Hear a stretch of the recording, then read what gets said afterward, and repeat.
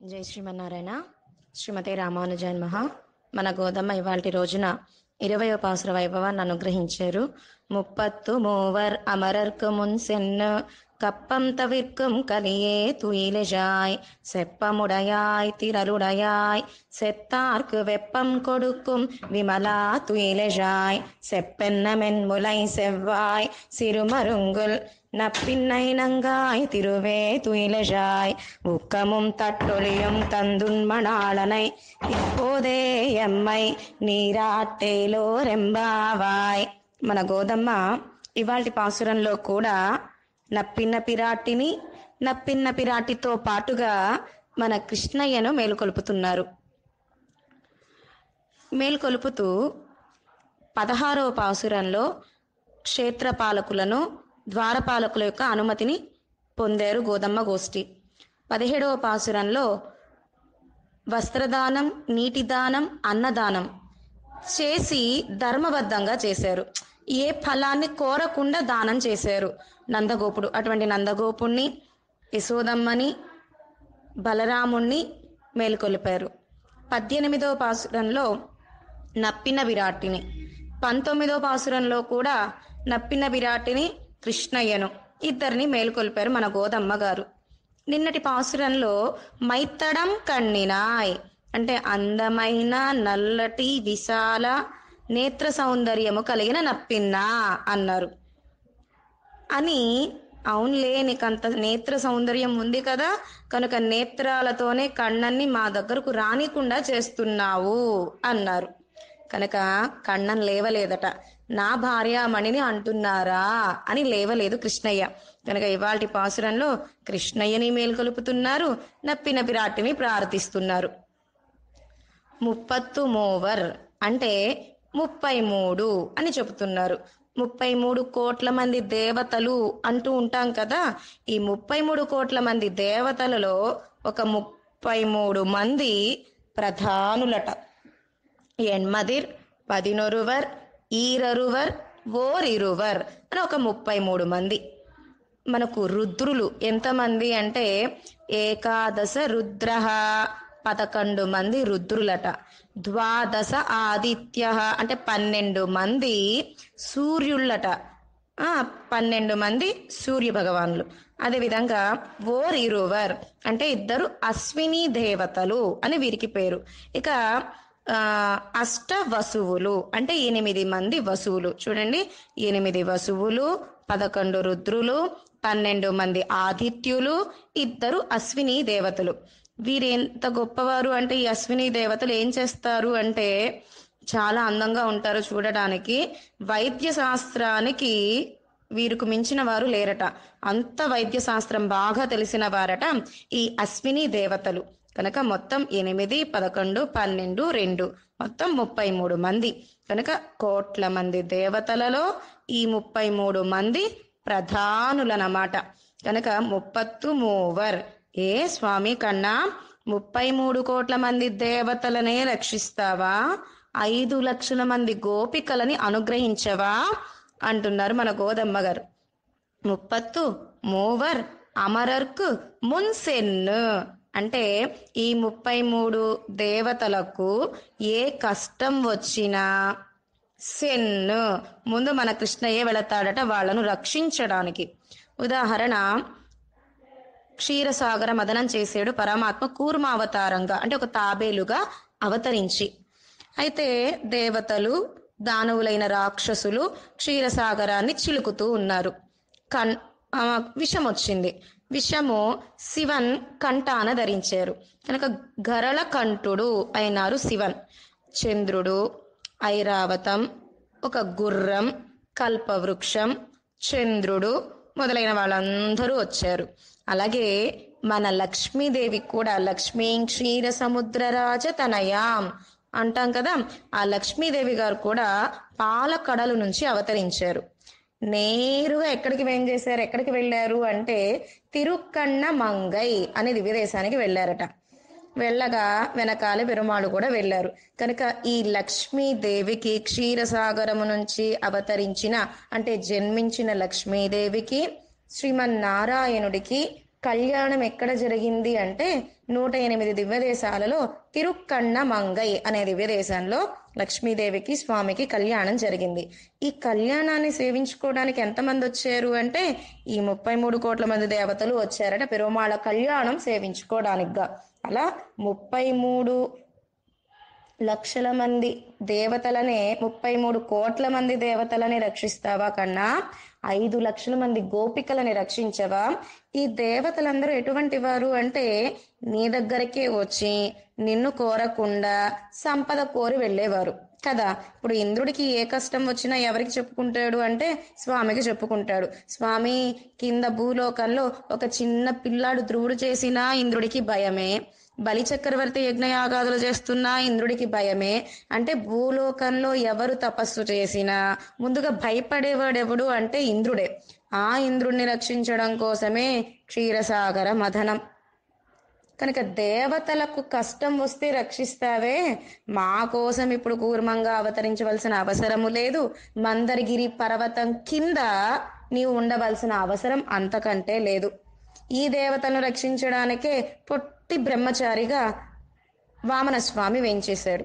ఇచ్చేవాడల్లా పుచ్చుకోబోటానికి వెళుతూ ఉన్నాడు బిచ్చగాడిలాగా. లక్ష్మి భర్త అయి ఉండి చెయ్యి ఏమో కింద ఉందట, బలిచక్రవర్తి చెయ్యి ఏమో స్వామి చేతి పైన ఉన్నదట. దానం ఇచ్చేవాడేమో బలిచక్రవర్తి, దానం స్వీకరించేవాడు లక్ష్మీ భర్త శ్రీమన్నారాయణుడట. ఎవరి కోసం ఇంతగా? ఇంద్రుడి కోసం. కనుక దేవతలను రక్షించడానికి మాత్రము నీ యొక్క రూపాన్ని మార్చుకుంటావు, నీ స్వభావాన్ని మార్చుకుంటావు. వాళ్ళ కోసం ఎన్ని అవతారాలు ఎత్తేవు, ఎంత రాక్షస సంహారం చేసేవు. కానీ నీకొక్కళ్ళైనా మంగళం పాడారా కన్నా? ఎవ్వరు పాడలా.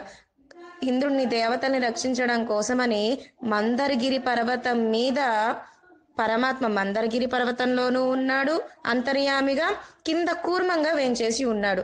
ఆ కూర్మం మీద కదా మందరగిరి పర్వతం ఉన్నది. వాసుకిని కట్టి అటూ ఇటూ కదులుతూ ఉంటే అమృతం ఎప్పుడు వస్తుందా అని ఎదురు చూస్తున్నారే తప్ప స్వామి వీపు ఎంత నలిగిపోతుంది మందరగిరి పర్వతం కింద. స్వామికి ఎంత నొప్పి వస్తుంది. పట్టించుకున్నారా దేవతలు? లేదు. అందరూ అమృతం గురించి ఎదురు చూశారు. అయ్యో స్వామి, పల్లాండు నీకు పల్లాండు పాడేవాళ్ళే లేరే. కనుక మేము నీ దగ్గరకు వచ్చి వేరే వేరే కోరికలు కోరడానికి రాలా, నిన్నే కోరడానికి వచ్చాం. నీ దగ్గరకు వచ్చి వేరే కోరికలు కోరేవారైనా దేవతలనైతే రక్షిస్తావా? నిన్నే కోరేవారమైతే మమ్మల్ని రక్షించవా అంటున్నారు మన గోదమ్మ గారు. అమరర్కు మున్సెన్ను. కనుక ఆ దేవతలకు ఏ కష్టం వచ్చినా ముందు పెరుమాళ్ళు వెళతారట వాళ్ళని రక్షించడానికి. కప్పం. ఆ దేవతలు వణికిపోతూ ఉంటారట. దేవతలు అంటే అమరర్కు అంటే దేవతలు, మరణం లేనివారు. మరణం లేని వారి కోసమే ఇంత పరితపిస్తున్నావే కన్నా కప్పం. ఆ విరోధుల నుంచి భయంతో వణికిపోతూ ఉంటారట. తవిర్కం. ఆ భయాన్ని పోగొట్టే కలియే మంచి పరాక్రమం బలము కలిగిన వాడా అంటున్నారు కృష్ణయ్యను మన గోదమ్మ గారు. తుయిలేజాయ్, మేలుకోవయ్యా, మమ్మల్ని అనుగ్రహించు. సెప్ప మూడయాయ్. ఇంకా ఎటువంటి వాడు అంటే ఆశ్రిత రక్షకుడట. అంటే తనను ఆశ్రయించిన భక్తులను విడిచిపెట్టాడు పరమాత్మ శ్రీమన్నారాయణుడు. తన శరీరాన్ని కూడా పట్టించుకోకుండా భక్తుల్ని రక్షిస్తాట. నిజంగానా? అంటే తిరువల్లికేణి, చెన్నైలో తిరువల్లికేణి ఉంది దివ్యదేశం. అక్కడ ఉత్సవర్లకు పేరు పార్థసారథి. అంటే రథసారథి. ఎవరి రథానికి? అర్జునుడైన పార్థుడికి రథసారథిగా చేశాడు కృష్ణయ్య. అర్జునుడి మీద తెప్పలు ఎవరు తిన్నారు? రథసారథ్యం చేస్తున్న కృష్ణయ్యకు తగిలినాయి. కనుక ఇప్పటికీ మనం తిరువల్లికేణికి వెళితే ఉత్సవర్ల ముఖం మొత్తం దెబ్బలతోనే వేంచేసి ఉంటాడు. కనుక సెప్ప ముడయాయ్. ఆశ్రితులు అంటే అంత ప్రేమ స్వామికి. ఆశ్రిత రక్షకుడు పరమాత్మ శ్రీమన్నారాయణుడు. చిన్న పిల్లాడు ప్రహ్లాదుడు సత్యాన్ని ఇక్కడ ఉన్నాడా పరమాత్మ శ్రీమన్నారాయణుడు అంటే ఇందుగలడు అందులేడని సందేహము వలదు, అంతటా వ్యాపించి ఉన్నాడు పరమాత్మ శ్రీమన్నారాయణుడు అని చెప్పాడు ప్రహ్లాదుడు. ఆ ప్రహ్లాదుడి యొక్క సత్య వాక్యాన్ని సత్యం చేయడం కోసమని బ్రహ్మగారు వరాలనిచ్చాడు హిరణ్యకశిపుడికి.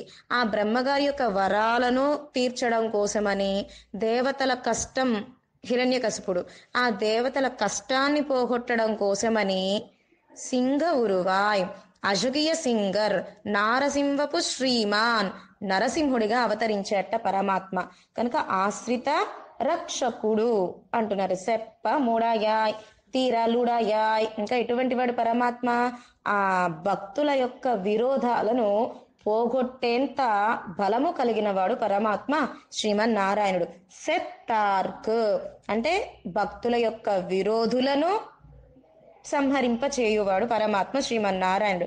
వెప్పం కొడుకుం ఆ భక్తులను ఎవరైతే బాధ పెడుతున్నారో వాళ్లను సంహరించి భక్తుల దుఃఖాన్ని పోగొట్టేవాడు. ఉదాహరణ హిరణ్యకశిపుణ్ణి ఎలా సంహరించాడు? పరమాత్మ విషయంలో కొంచెం అపచారపడినా ఏమైనా క్షమిస్తాడేమో కానీ భక్తుల విషయంలో అపచారపడితే నక్షమామి వసుందరే, నా భక్తులను బాధ పెడితే నేను క్షమించను అన్నాడు. కనుక ప్రహ్లాదుడి విషయంలో హిరణ్యకశిపుడు అంత అపచారపడినందుకే నరసింహుడిగా అవతరించి దుష్టుడైన భాగవత అపచారము చేసిన హిరణ్యకశిపుడి యొక్క హృదయాన్ని మొత్తము తన యొక్క చేతులతో నఖాలతో 2 ముక్కలు చేశాడట పరమాత్మ. అంత రాక్షసుల యొక్క దుఃఖాన్ని కలిగింపజేసేవాడు, భయాన్ని కలిగింపజేసేవాడు పరమాత్మ శ్రీమన్నారాయణుడు. ఎవరి భయాన్ని, ఎవరి దుఃఖాన్ని కలిగింపజేస్తాడు? భక్తులను ఎవరైతే బాధ పెట్టారో ఆ విరోధులకు దుఃఖాన్ని కలిగింపజేసేవాడు. విమలా, ఓ పవిత్రమైన వాడా, తూ ఈలేజాయ్. మన స్వామి హిరణ్యకశిపుని సంహరించాడు, రావణాసుని సంహరించాడు, శిశుపాలుని సంహరించాడు, పూతన, సకటాసుర, వత్సాసుర, కపిత్తాసుర, ధేనుకాసుర, ప్రలంబాసుర, అఘాసుర, కేసి ఇలా అనేక మంది రాక్షసుల్ని సంహరించాడు. అయినా విమల పవిత్రమైన వాడే మన స్వామి. రాక్షసుని సంహరిస్తున్నాడు అంటే అర్థమేమిటి? చంపేస్తున్నాడు అంటే అర్థమేమిటి? ఆ రాక్షసుల లోపల ఉండే చెడ్డ గుణాలను సంహరిస్తున్నాడు పరమాత్మ. విమలా తూ ఈలేజాయ్, మేలుకో తండ్రి అని ప్రార్థిస్తున్నారు. అయినా కృష్ణయ్య లేవట్లేదు. ఎందుకని? ఇదిగో పక్కన నప్పిన్న ఉంది, నప్పిన్నను కీర్తించకుండా నన్ను కీర్తిస్తున్నారే అన్నట్లుగా ఉన్నట్ట కృష్ణయ్య. వెంటనే నప్పిన్న వైభవాన్ని అనుగ్రహిస్తున్నారు. సెప్పెన్న మెన్ములై, ఎటువంటిది నప్పిన్న పిరాటి అంటే అందమైన హృదయము కలిగినదట నప్పిన్న. ఏంటి హృదయము కలిగినది అంటే అంత దయాళు, మంచి స్వభావము కలిగినది. ఏంటి మంచి స్వభావము? ఆశ్రితులని రక్షిస్తుంది. ఎలా రక్షిస్తుంది ఆశ్రితుల్ని మన అమ్మ అంటే స్వామి దగ్గరకు వెళ్ళి మన పిల్లల్ని రక్షించండి అని చెప్తుందట. సరే లక్ష్మి, నీవు రక్షించమని చెప్తున్నావు, శాస్త్రం ఉంది కదా, తప్పులు చేస్తే ఇవి ఈ తప్పులకి ఈ నరకానికి వెళతారు అని ఉంది కదా, శాస్త్రాన్ని ఏం చెయ్యను అన్నట్ట పరమాత్మ. సరే, శాస్త్రానికి తగ్గట్టుగాను చెయ్యండి, మీరు దయ కలిగిన వారు కదా, ఆ దయ ఏమైపోతుంది? మన పిల్లల్ని మనమే శిక్షించుకుంటే ఎట్లా? మన పిల్లల్ని రక్షించండి.